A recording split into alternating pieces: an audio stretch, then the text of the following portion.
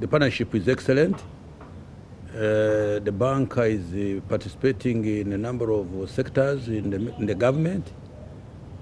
They are in roads, in agriculture, in education, in water, in health, and quite a number of other sectors. And it's an excellent relationship we have with the bank.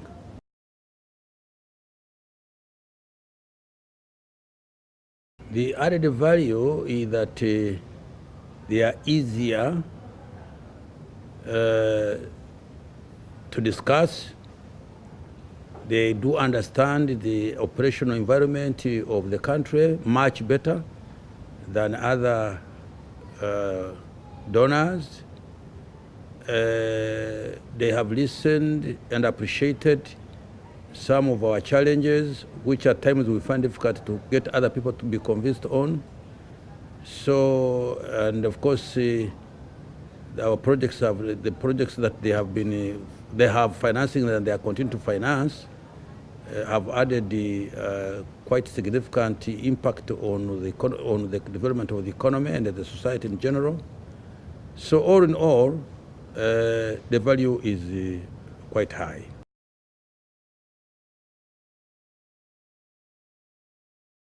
They're quite relevant because they coincide with our strategic plan. We have got what we call the National Development Plan, and we have also what we call the Vision for 2040. Now these high fives, they relate very well and integrate very well with the development objectives of Uganda in as far as our national development plan is concerned.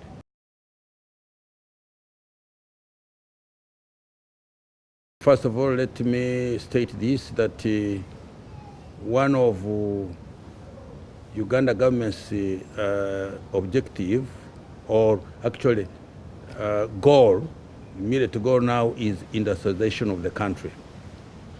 And when I was appointed Minister of Finance, Planning and Economic Development, one of the tasks, the major tasks I was given, is how to help Uganda industrialize. So in that context, therefore, African Development Bank theme for this meeting we have just concluded very nicely fits in with our main objective as we speak now.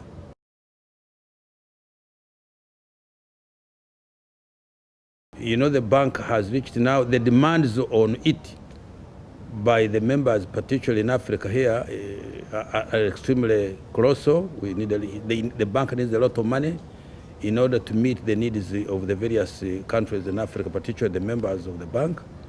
And therefore, like anything, that the bank has grown, not only in terms of its portfolio to lend, but I believe even the number of projects now they're handling is increased. Therefore, I think we have now reached a level where the bank, with its current level of resources, is not able to meet all the demands that are placed on it by the African states. And therefore, there is need now to rethink and add more capital into the bank if the bank has to maintain its rating. Otherwise, it's going to reach a point when the amount of money it has lent out, the ratios far exceed the normally acceptable ratios for the bank to appear viable.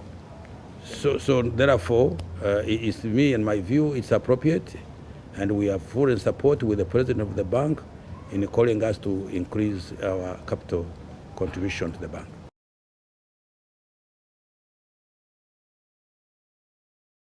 I think our cluster, because some of these sectors are they move hand to hand, they move in tandem. Currently now the issue is mainly two. Not that we are forgetting the others, but the ones now I'm focusing on is infrastructure. Why? because with improved infrastructure, and infrastructure here I'm mainly concentrating on roads, I'm concentrating on, I'm referring to electricity, generation, distribution, transmission and distribution. Among the high five is industrialization of Africa. In the industrialization process, we are going to answer many things, but I will mention two. One is the question of improving on our exports. Whereas with agricultural produce, fine agricultural products, but still it's good that we add value to those agricultural products, even if we have to export them. So that calls the industry for industry. Then two, employment. Employment of particularly of the youth.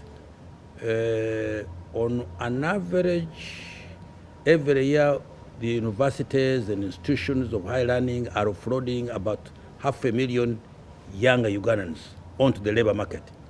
And we think that industries can absorb, if the country moves very fast in industrialization, on its industrialization program, industries can absorb much of this young labor that is coming out of institutions. So, in that case, if you ask me really where is your focus, my focus, I will summarize it, is to concentrate on things that make doing business easy in Uganda. And there are two major ones, as among others. It is the question of infrastructure, particularly roads and railways and power. Those, to me, are key in attracting anybody to come and start industries in the country.